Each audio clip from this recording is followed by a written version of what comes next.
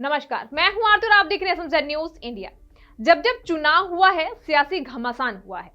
दिल्ली में विधानसभा चुनाव होने वाले हैं और इन चुनावों से पहले ही अवैध बांग्लादेशियों और रोहिंग्यों के कारण दिल्ली में घमासान देखने को मिल रहा है और अब ये मुद्दा जो है वो सियासी मुद्दा बन चुका है। दिल्ली में दिल्ली सरकार जो है अवैध बांग्लादेशियों और रोहिंग्यों के खिलाफ अभियान चला रही है, तो वहीं दूसरी तरफ आम आदमी पार्टी और बीजेपी दोनों ही ये साबित करने में लगे हुए हैं कि अवैध बांग्लादेशी और रोहिंगी जो हैं वो दिल्ली का हक मार रहे हैं और अब ये सियासी बयानबाजी में ये मुद्दा बदल गया है।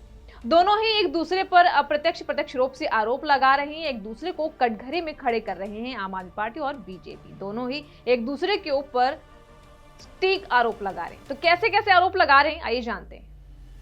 तो जहां एक तरफ आम आदमी पार्टी और बीजेपी दोनों ही ये साबित करने में लगी हुई है कि अवैध बांग्लादेशी और रोहिंग्या दिल्ली वालों का हक मार रहे हैं और अब ये लड़ाई सियासी बयानबाजी में बदल गई है। एक दूसरे को कटघरे में खड़ा कर रहे हैं। बॉर्डर पार करवाकर दिल्ली में रोहिंग्या ला रही है बीजेपी, यह दिल्ली के मुख्यमंत्री आतिशी की तरफ से कहा गया है और दिल्ली वालों का हक रोहिंग्यों को दिल्ली सरकार दे रही है, ये आरोप बीजेपी की तरफ से लगाया जा रहा है।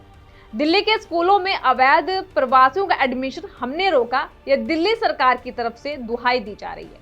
रोहिंग्या गिरोह के तार अरविंद केजरीवाल से जुड़े हुए हैं, मनोज तिवारी की तरफ से ये बड़ा आरोप लगाया गया। तो क्या और कुछ कहा गया है, आइए सुनते हैं। इन लोगों के ऊपर देशद्रोह का केस चलना चाहिए और ऐसे लोगों को कहीं से भी नहीं बख्शा जाना चाहिए।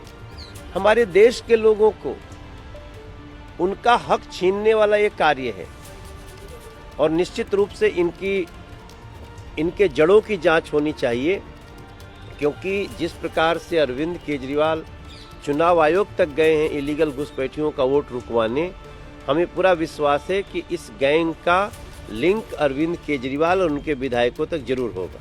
हमारे देश के बच्चों का अधिकार दूसरे देश के इलीगल घुसपैठिए क्यों छीने, और हम इनको चिन्हित करके हम इन्हें कोई सजा देने की बात नहीं कर रहे हैं। इनको डिटेंशन सेंटर में ले जाइए और इनको जिस देश से आए हैं इलीगल घुसपैठ करके उस देश में भेजेंगे।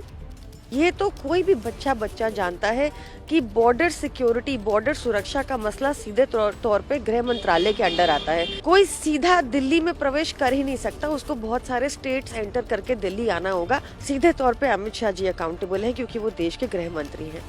दिल्ली में अगर कहीं रोहिंग्या है तो सीधे तौर पे जिम्मेदारी हरदीप पुरी जी की है, जिन्होंने 17/8/2022 को सार्वजनिक तौर पे ट्वीट करके बकायदा पीएमओ को टैग करते हुए कहा कि वो दिल्ली के बक्करवाला में रोहिंग्या को बसा रहे हैं।